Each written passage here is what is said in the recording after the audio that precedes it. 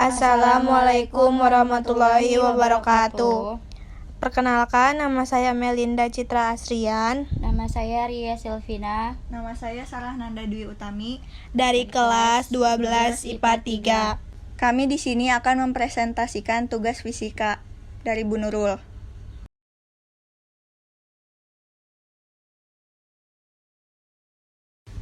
Teori atom.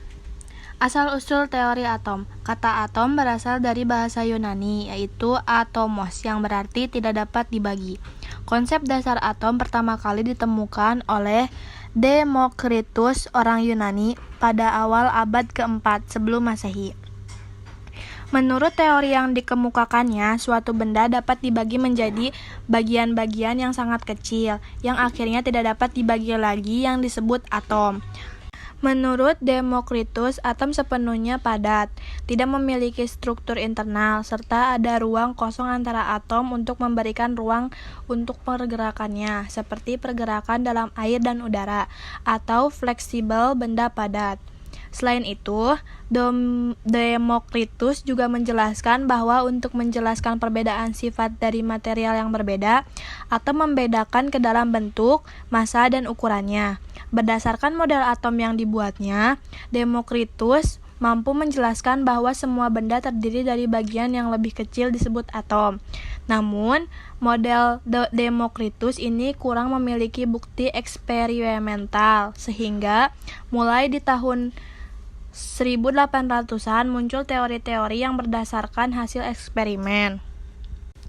Beberapa teori yang menjelaskan tentang atom adalah sebagai berikut. Yang pertama, model teori atom John Dalton. John Dalton pada tahun 1803 mengemukakan pendapatnya tentang atom.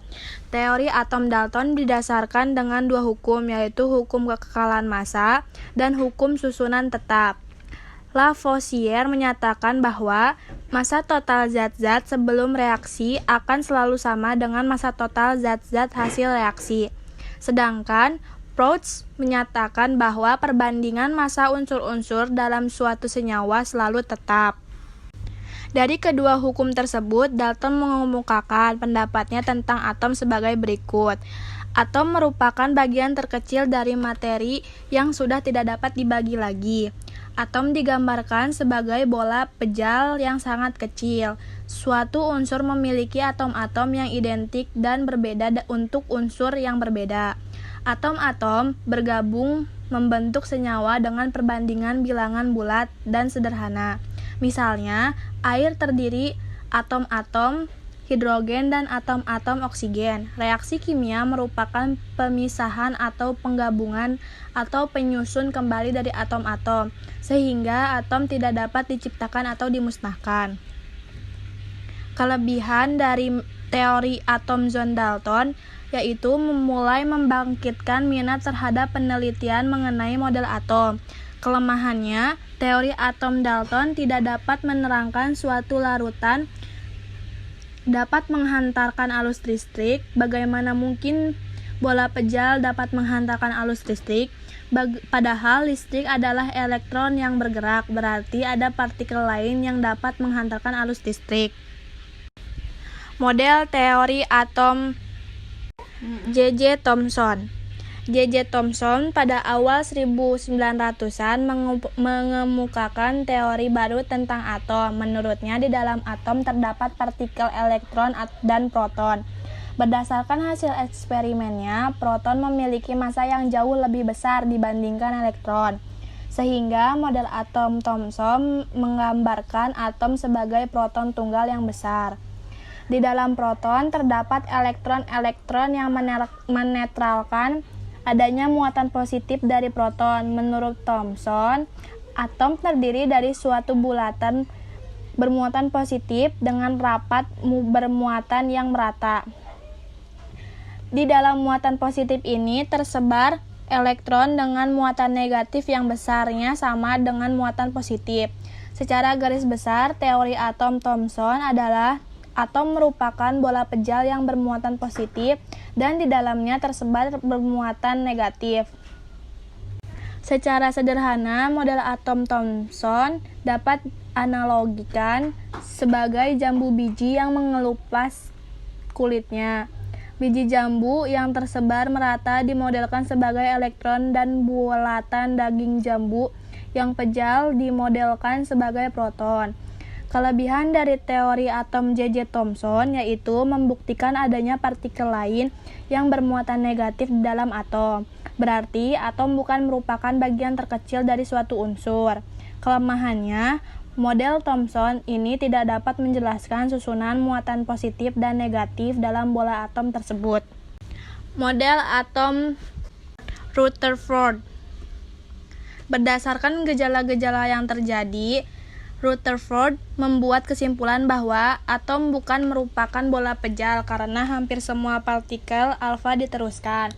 Jika lempengan emas tersebut dianggap sebagai suatu lapisan atom emas, maka di dalam atom emas terdapat partikel yang sangat kecil yang bermuatan positif.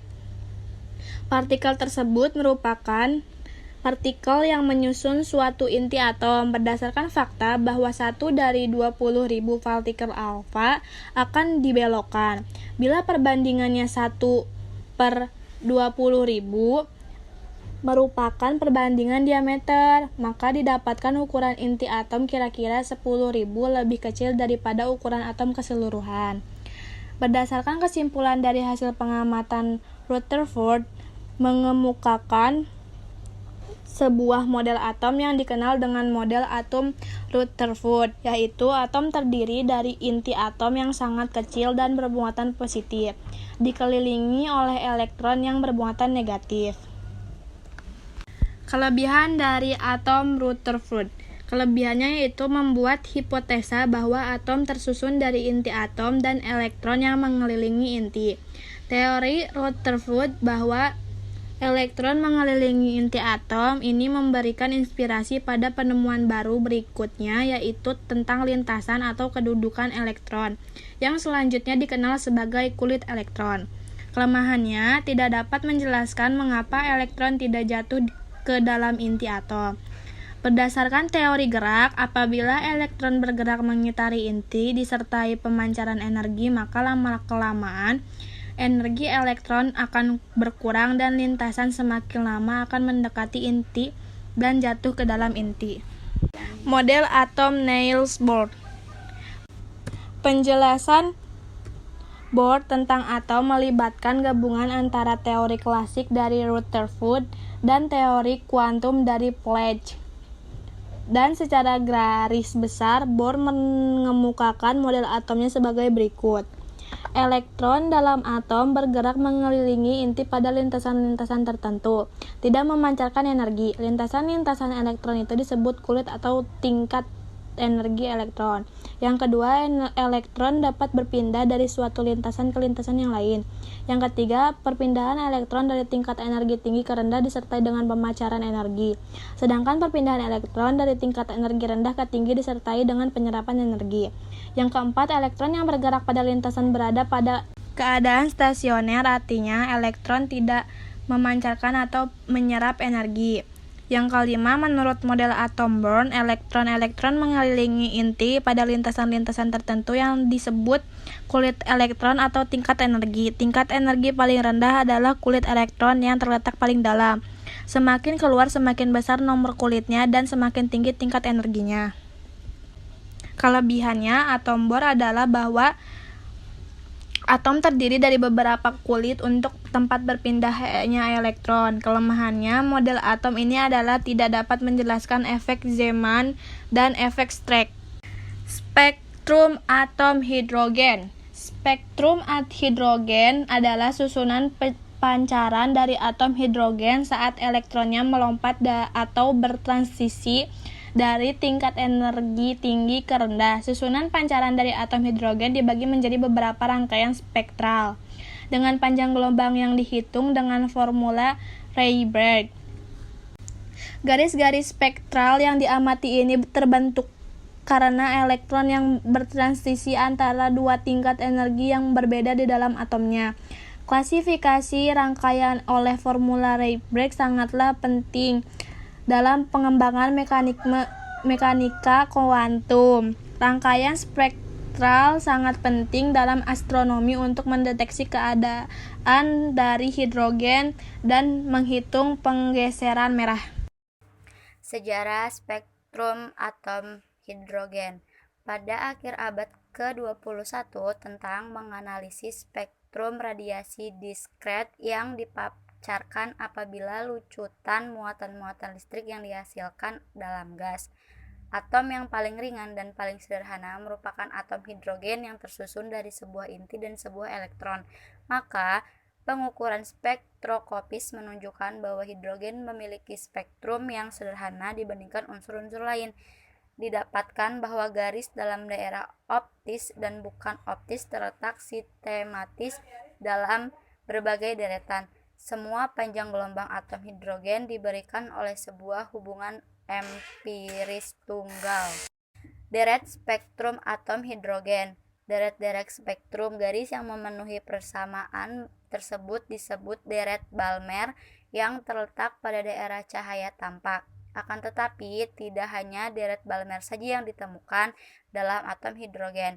Ada deret yang lainnya, yaitu deret Lyman atau spektrum pada daerah sinar ultraviolet, Paschen, yaitu spektrum pada daerah sinar inframerah 1, bracket adalah spektrum pada daerah sinar inframerah 2, dan Fun adalah spektrum yang terletak pada daerah sinar inframerah 3. Kelima deret tersebut dapat ditampilkan dengan rumus-rumus sederhana sebagai berikut. Yang pertama ada deret Lyman untuk Na sama dengan 1 dan Nb sama dengan 2, 3, 4, 5, 6, dan tak terhingga. Untuk deret Balmer, untuk Na sama dengan 2 dan Nb sama dengan 3, 4, 5, 6, dan tak terhingga. Untuk deret Paschen, untuk Na sama dengan 3 dan Nb sama dengan 4, 5, 6, 7, dan tak terhingga. Untuk deret Barket, untuk Na sama dengan 4 dan Nb sama dengan 5, 6, 7, 8, dan tak terhingga. Dan untuk deret Fun, untuk Na sama dengan 5 dan Nb sama dengan 6, 7, 8, dan tak terhingga. Berikut adalah contoh gambarnya. Persamaan spektrum atom hidrogen Balmer. Berdasarkan hasil pengamatan tentang spektrum atom hidrogen, Balmer menemukan tempat spektrum garis pada cahaya tampak, yaitu pada 410,2 nm, 434,1 nm, 486,2 nm, dan 656,3 nm yang ternyata cocok menggunakan perhitungan dengan rumus sebagai berikut, di mana untuk Na sama dengan 2 dan Nb sama dengan 3, 4, dan 5. Pengertian inti atom. Inti atom adalah pusat atom yang terdiri dari proton dan neutron, dikelilingi oleh awan elektron. Banyaknya proton dalam inti atom disebut nomor atom dan menemukan elemen dari suatu atom. Pada dinamika kuantum, inti atom dapat digambarkan sebagai molekul yang seharusnya dibentuk oleh atom pengikat seperti yang dijelaskan oleh fisika molekul. Ukuran inti atom jauh lebih kecil dari ukuran atom itu sendiri, dan hampir sebagian besar tersusun dari proton dan neutron. Hampir sama sekali tidak ada sumbangan dari elektron. Jumlah neutron dalam inti atom menentukan isotop elemen tersebut. Jumlah proton dan neutron dalam inti atom saling berhubungan. Biasanya dalam jumlah yang sama. Dalam nukleus besar ada beberapa neutron lebih. Kedua jumlah tersebut menentukan jenis nukleus. Disebut nomor massa dan beratnya hampir sama dengan massa atom. Tiap isotop memiliki massa yang unik. Massa dari elektron sangat kecil dan tidak menyumbang banyak kepada massa atom. Pengertian radioaktivitas. Radioaktivitas disebut juga peluruhan radioaktif.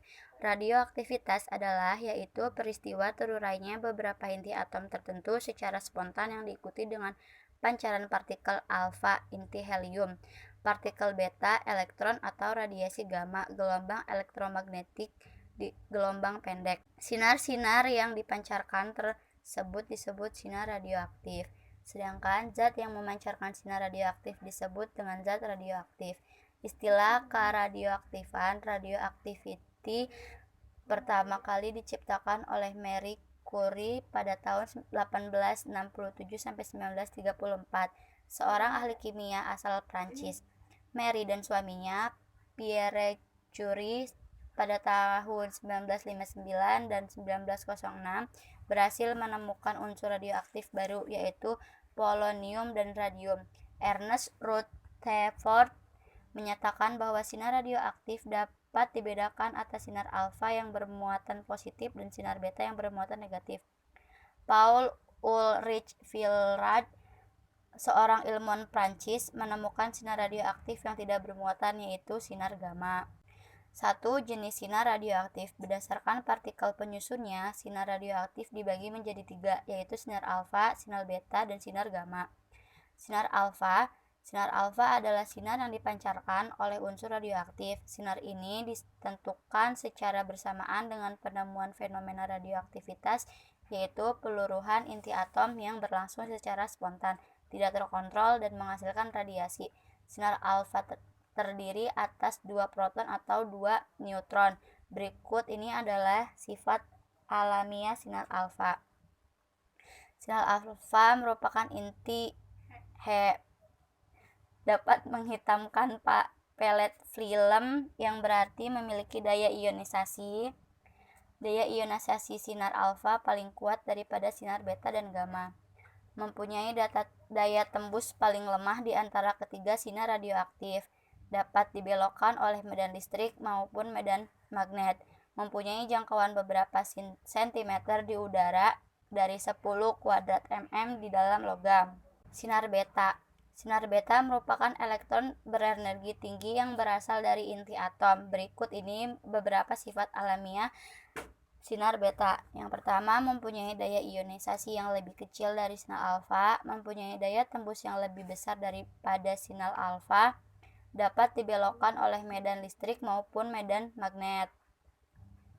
Sinar gamma adalah radiasi gelombang elektromagnetik yang terpancar dari inti atom dengan energi yang sangat tinggi yang tidak memiliki massa maupun muatan. Sinar gamma ikut terpancar ketika sebuah inti memancarkan sinar alfa dan sinar beta. Peluruhan sinar gamma tidak menyebabkan perubahan nomor atom maupun massa atom. Sinar gamma memiliki beberapa sifat alamiah berikut ini. Yang pertama, sinar gamma tidak memiliki jangkauan maksimal di udara. Semakin jauh dari sumber, intensitasnya makin kecil. Yang kedua, mempunyai daya ionisasi yang lemah. Yang ketiga, mempunyai daya tembus yang terbesar. Yang keempat, tidak membelok dalam medan listrik maupun medan magnet. Yang kedua, peluruhan radioaktif. Peluruhan sinar alfa. Suatu inti yang tidak stabil dapat meluruh menjadi inti yang lebih ringan dengan memancarkan partikel alfa atau inti atom helium. Pada peluruhan alfa terjadi pembesaran energi. Energi yang dibebaskan akan menjadi energi kinetik partikel alfa dan inti anak. Inti anak memiliki energi ikat per nukleon yang lebih tinggi dibandingkan induknya. Berikut adalah persamaan peluruhannya sinar alfa. Peluruhan sinar beta. Salah satu bentuk peluruhan sinar beta adalah peluruhan neutron. Neutron akan meluncur menjadi proton, elektron, dan antineutrino. Antineutrino merupakan partikel netral yang mempunyai energi tetapi tidak memiliki massa. Bentuk peluruhan sinar beta yang lain adalah peluruhan proton. Proton akan meluruh menjadi neutron, positron, dan neutrino. Neutrino memiliki sifat yang sama dengan antineutrino. Peluruhan sinar beta bertujuan agar perbandingan antara proton dan neutron di dalam inti atom menjadi seimbang sehingga inti atom tetap stabil. Jika inti radioaktif memancarkan sinar beta, maka nomor massa inti tetap atau jumlah neutron tetap. Tetapi nomor atom berubah. Terjadi 2 proses peluruhan sinar beta yaitu sebagai berikut. Berikut ini adalah contoh peluruhan sinar beta. 3. Peluruhan sinar gamma. Suatu inti atom yang berada dalam keadaan tereksitasi dapat kembali ke keadaan dasar atau ground state yang lebih stabil dengan memancarkan sinar gamma. Peristiwa ini dinamakan peluruhan sinar gamma. Atom yang tereksitasi biasanya terjadi pada atom yang memancarkan sinar alfa maupun sinar beta. Karena pemancaran sinar gamma biasanya menyertai pemancaran sinar alfa dan sinar beta. Peluruhan gamma hanya mengurangi energi saja, tetapi tidak mengubah susunan inti. Berikut adalah persamaan peluruhan sinar gamma. Pengertian reaksi nuklir. Dalam fisika nuklir, sebuah reaksi nuklir adalah sebuah proses di mana dua nuklei atau partikel nuklir bertubrukan untuk memproduksikan hasil yang berbeda dari produk awal. Pada prinsipnya, sebuah reaksi dapat melibatkan lebih dari dua partikel yang bertubrukan, tetapi kejadian tersebut sangat jarang.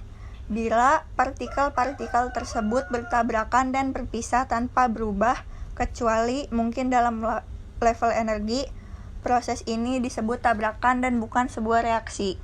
Dikenal dua reaksi nuklir, yaitu reaksi fusi nuklir dan reaksi fisi nuklir. Reaksi fusi nuklir adalah reaksi peleburan dua atau lebih inti atom menjadi atom baru dan menghasilkan energi. Juga dikenal sebagai reaksi yang bersih. Reaksi fisi nuklir adalah reaksi pembelahan inti atom akibat tubrukan inti atom lainnya dan menghasilkan energi dan atom baru yang bermassa lebih kecil serta radiasi elektromagnetik. Reaksi fusi juga menghasilkan radiasi sinar alfa, beta, dan gamma yang sangat berbahaya bagi manusia. Contoh reaksi fusi nuklir adalah reaksi yang terjadi di hampir semua inti bintang di alam semesta. Senjata bom hidrogen juga memanfaatkan prinsip reaksi fusi tak terkendali. Contoh reaksi fisi adalah ledakan senjata nuklir dan pembangkit listrik tenaga nuklir. Jenis-jenis reaksi nuklir. Percaya atau tidak, reaksi nuklir sebenarnya terjadi di dalam kehidupan sehari-hari kita. Walaupun saat ini di Indonesia belum memiliki pembangkit listrik tenaga nuklir, tetapi reaksi nuklir telah terjadi di sekeliling kita. Untuk lebih memahami fenomena ini, selain mengetahui pengertian energi nuklir, maka kita juga perlu tahu klasifikasi energi nuklir. Di alam ini terdapat dua jenis reaksi nuklir, yaitu yang pertama, reaksi nuklir peluruhan radioaktif. Reaksi nuklir tipe ini ialah hampir setiap harinya kita temui, terutama di permukaan tanah. Reaksi ini terjadi pada isotop unsur radioaktif. Silahkan baca mengenai pengertian isotop di sini. Isotop ini memiliki kelebihan proton ataupun neutron, sehingga untuk mencapai kestabilannya harus mengeluarkan emisi dalam bentuk partikel energi. Berikut ini beberapa skema reaksi peluruhan radioaktif. Yang kedua ada transmutasi inti. Reaksi nuklir tipe ini biasanya terjadi secara disengaja oleh ilmuwan di dalam laboratorium.